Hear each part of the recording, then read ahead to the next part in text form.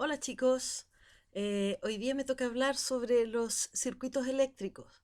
Así es que les voy a explicar tres conceptos sobre la corriente eléctrica, los componentes y sus funciones. Aquí estas imágenes son para refrescar nuestras experiencias con respecto de la electricidad. ¿De dónde viene el tema de la corriente eléctrica? Bueno, en sencillo, la culpa la tienen los electrones de los átomos. A grosso modo y una pincelada, el núcleo de los átomos está formado por cargas positivas, que son los protones, y por fuera, orbitando, están los electrones, que tienen carga negativa. Cuando los electrones se pasan de un átomo a otro, generan un movimiento eléctrico. Ahí está, ¿ves? Mire, los electrones están moviéndose y pasan de un lado para el otro. Entonces lo que ocurre es que hay un flujo de electrones en ese sentido. Aquí se puede ver que yo tengo una acumulación de cargas negativas y al otro lado cargas positivas. Entonces lo que va a pasar es que los electrones se mueven hacia el lado positivo. ¿Ya? Recuerden eso, chicos. Y les dejo este avisito, que es como un aviso comercial, para que ustedes lo vayan recordando y lo vean a cada rato, porque se lo tienen que aprender. Bien. Los componentes de los circuitos eléctricos. Ya sabemos que existe la electricidad, ¿cierto? Pero para que ocurra, digamos, un circuito eléctrico, para hacer un circuito eléctrico necesitamos las fuentes de poder, los conductores y una resistencia, que pueden ser pilas, baterías o generadores, ¿ya? Les puse aquí el enchufe porque para nosotros en la casa la corriente está justo pegadito en la pared del enchufe, pero el medidor es el que permite el paso desde la calle hasta adentro. Entonces es una cuestión de nomenclatura determinar si vendría a ser o no nuestro generador. Estaría en que nosotros lo definiéramos. Bien. Por el momento, pilas, baterías y generadores. Los conductores son por lo general cables o alambres, ¿ya? Que pueden ser de oro, cobre, en este caso silicio, germanio, aluminio, y otros que pueden ser, por ejemplo, otros materiales que pueden ser el vidrio o el plástico. Pero no todos los conductores son iguales, de la misma calidad. Conductores, vamos a ver en detalle de qué se trata. La resistencia pueden ser las ampolletas, tubos fluorescentes o incandescentes, o estos aparatitos aquí chiquititos con esas líneas que indican la cantidad y la capacidad que tienen de resistir, por eso se llaman resistencia. Evitan, evitan que pasen la electricidad de la misma manera que entra por aquí y que sale por acá. ¿Ya? Esto se opone al paso de la electricidad. Decía entonces de los conductores que pueden categorizarse, se pueden clasificar en conductores que son muy buenos, como el oro, el cobre, o semiconductores que no son tan buenos, como el aluminio, el galio, el silicio, o simplemente los que son malitos como conductores, pero entran en la categoría de aislantes, como el plástico o el vidrio, así como el plástico que envuelve el cable de su celular, ese vendría siendo el aislante. Y el conductor sería lo que va por dentro del cablecito. Bien, las funciones. La fuente de poder se encarga de alimentar de energía eléctrica el circuito. O sea, la pila es de donde sale la energía eléctrica. Y se mide en volt o voltios con un voltímetro, que es un aparatito que se conecta al circuito y nos marca aquí con una agujita, en este caso este que funciona de esta forma, y nos marca la cantidad de voltios. Hay otros más modernos que son digitales, o bien hay unos que contienen los dos equipos, como por ejemplo el de la... Ay, perdón. Como por ejemplo el de la intensidad de la corriente eléctrica. ¿Qué es lo que es la intensidad de corriente? Es la cantidad de electricidad o carga eléctrica que circula por un circuito en una unidad de tiempo. Y la unidad de la corriente eléctrica es el amperio. Ojo que el símbolo es la letra I, ¿ya? Intensidad I y su unidad del amperio o en amperes. Se mide con un amperímetro, que es un aparatito similar al anterior, pero si usted se fija aquí tiene una letra A, ¿ya? Ojo, hay distintos tipos de corriente. Cuando tiene una rayita derecho es corriente directa, ¿ya? Y cuando tiene una onda aquí chiquitita es corriente alterna. Eso tiene que ver con cómo sale el flujo de la corriente eléctrica. Si es continua o si es intermitente. Bien, seguimos. Los conductores, que son los que permiten que los electrones circulen a través de él, depende del material del que está hecho, el largo, el ancho, la temperatura a la que se encuentre para clasificarlo en buenos o malos, como yo les había mencionado antes. Por ejemplo, no es lo mismo conductores de tipo metálicos como el cobre o conductores como el vidrio, el plástico o la madera. Ya dijimos que si son buenos conductores, son como el oro y el cobre, pero si son malos van a pasar a la categoría de aislantes. Y por otro lado, la resistencia que se opone al flujo de electrones y su símbolo es el ohm, que es una letra griega, ¿ya? Mire, ahora sí tiene sentido este letrerito. Las unidades de medida de la energía eléctrica estarían dadas por el potencial eléctrico o el voltaje, ojo, o la tensión también le llaman, se mide en volt, la letra es V. La unidad de medida de la intensidad de la corriente es el ampere, amperes, aquí me saltó una letra, con la letra A. Y acuérdese que el símbolo de la intensidad es la letra I, pero la unidad de medida es el ampere. Y la resistencia eléctrica es el ohm, y se escribe con este simbolito que es una letra omega, para que lo recuerden. Bien, un circuito eléctrico, más o menos todos hemos tenido como la noción de que si yo conecto una pila, un alambrito y una ampolleta me va a funcionar. Aquí le pusieron un interruptor también. Pero vamos a tener que identificar cada uno de los conceptos que les acabo de explicar en este esquema. Entonces ya no vamos a hablar de la pila, sino que vamos a hablar de la batería o de la fuente de poder.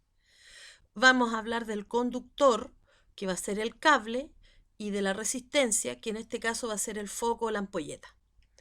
¿Cómo es que ocurren todos estos conceptos? ¿Cómo los siento yo? ¿Cómo me doy cuenta que existen y que están ahí? Fácil, porque esto es, en este modelo, por ejemplo, yo tengo una llave, una manguera conectada y un codo o un adaptador, y de ahí sale una manguera más pequeñita. Aquí yo les voy a explicar. Por donde sale el agua vendría a ser nuestra fuente de alimentación, nuestra fuente de poder, ¿ya? El flujo de agua, el caudal de agua, es la corriente eléctrica. Así como pasa el agua por dentro de la manguera, pasan los electrones por el cable conductor. Y aquí está la resistencia, que es un aparatito, como el que les mostré chiquitito delante, o una ampolleta, que se opone a la corriente eléctrica, y cuando pasan por ahí por la resistencia aparece una corriente más chiquitita, por eso la manguera se angostó aquí, ¿ya? Entonces aquí lo que ocurriría sería que después de la resistencia la electricidad que pasa por aquí va a encontrar algo que se le opone al paso de la corriente. Eso es para que lo entiendan ustedes. Entonces, esta pila corresponde a ¿qué cosa? A la fuente de alimentación. El cable corresponde a ¿qué cosa? Al conductor. Y el foco, o en este caso el interruptor también, a la resistencia. Aquí aparece una, pero podríamos decir perfectamente que son dos. Pero para simplificarnos la vida, solamente vamos a considerar que la ampolleta es una resistencia, ¿ya? Ojo, la condición para que esto fluya y para que funcione, obviamente, es que el interruptor debe estar encendido, ¿cierto? Tiene que estar en on. Ahora, esto significa que nuestro circuito está cerrado. Así puede pasar el flujo de la corriente eléctrica por aquí, el flujo de electrones. Y se van a mover desde el lado menos al lado más.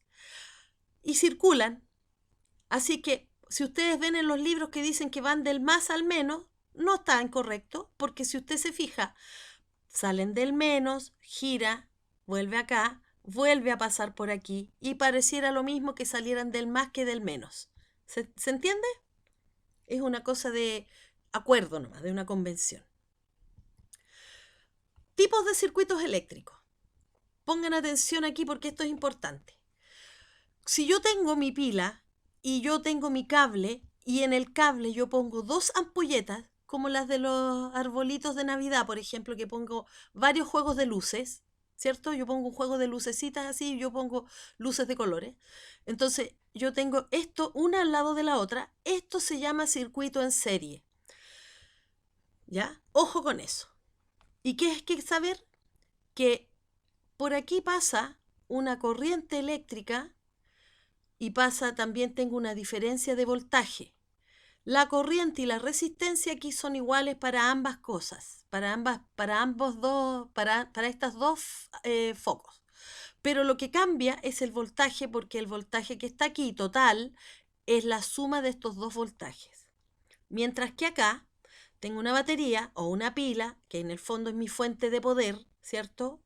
Mi generador de electricidad, y yo tengo instalado aquí un cablecito, pero aquí se divide el cablecito y ahí conecto mi ampolleta y acá conecto mi otra ampolleta, se fija y se vuelve a unir el cablecito. Esto está en paralelo, ¿ya? En paralelo significa que yo voy a tener que va a pasar una corriente eléctrica, la I, va a pasar por aquí, pero se va a dividir para allá y se va a dividir para acá, ¿ya?